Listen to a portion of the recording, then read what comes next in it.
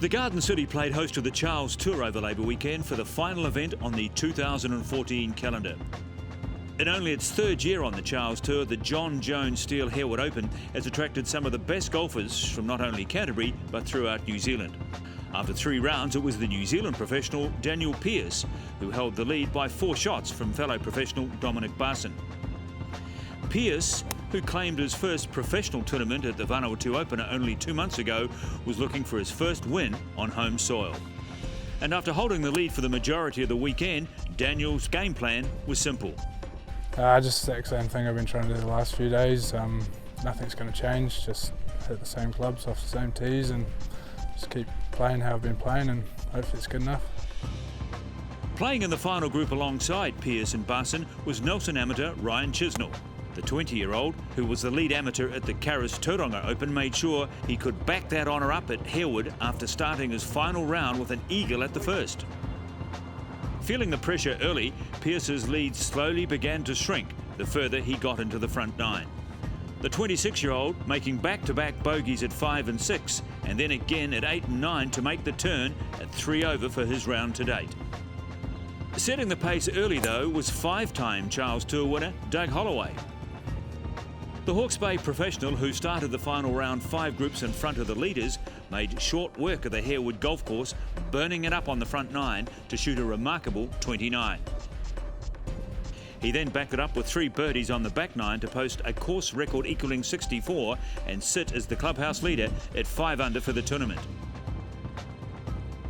Meanwhile, only a group ahead of Pearce, professional Harry Bateman and Martin amateur Lockie McDonald were also making a charge for the lead. Bateman showing his class around the greens that led him to a 3 under total on the front 9. Not to be outdone, McDonald showed why he's a force to be reckoned with, making several birdies of his own like this one at 16 to move him to 6 under.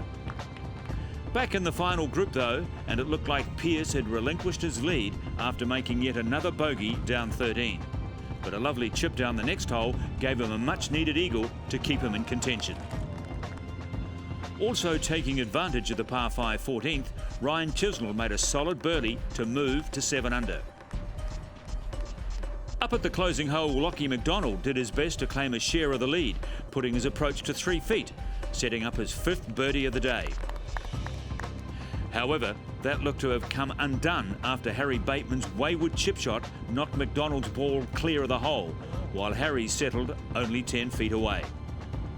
But after some consulting, McDonald placed his ball back in the original spot and made his birdie to sit tied with Bateman at 7 under. That would be the closest the pair got to the lead, unfortunately, after Ryan Chisnell made short work of the par 5 16th to make an easy 2-putt birdie. Coming down the last at 8 under, Chisnell found himself in the lead by 1 over McDonald, Bateman and playing partner Daniel Pearce. But when Pearce pulled his approach well clear of the green, Chisnell had to simply tap in for par to seal a victory and claim his first Charles Tour title. The win capped off what's been already a great year for the 20-year-old from the Greenacres Golf Club. At the start of the year I had big ambitions of kind of starting to play well and being in the mix in these sort of tournaments, but I never thought I'd be a Charles Tour champion by the end of the year. The result also means Ryan's in good spirits before heading off for his next golfing adventure. I've made a team with New Zealand Golf to go over to Argentina with Caden. It'll be a huge experience, like any overseas experience is always good, so hopefully I carry this form over there and play well. In the women's competition, it was a 1-horse race for the silverware after Chantal Cassidy blitzed the field in the first 3 rounds to be 10 shots clear of her nearest rival, Hilary O'Connor, with New Zealand number 1 Munchin Kay 1 shot back in 3rd. That made it a battle for 2nd place between the Christchurch-based O'Connor and Kay, who's already claimed 4 Charles Tour titles. And it was the experience of Kay that pushed her ahead of O'Connor, shooting an even par 72 to finish 4 shots clear of O'Connor after the Cantabrian finished with a 5 over par 77 on the final day. But the tournament belonged to Chantal Cassidy, who backed up her impressive win at the New Zealand Amateur in April.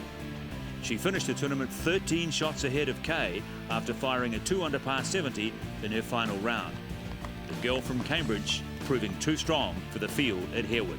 I felt really good today. All I had to do was just stick to my game plan and just go out and just do what I did for the last couple of days. It was more about enjoying it, but actually playing really good golf at the same time. But hey, I had fun out there. I didn't actually worry about how much I had in the league.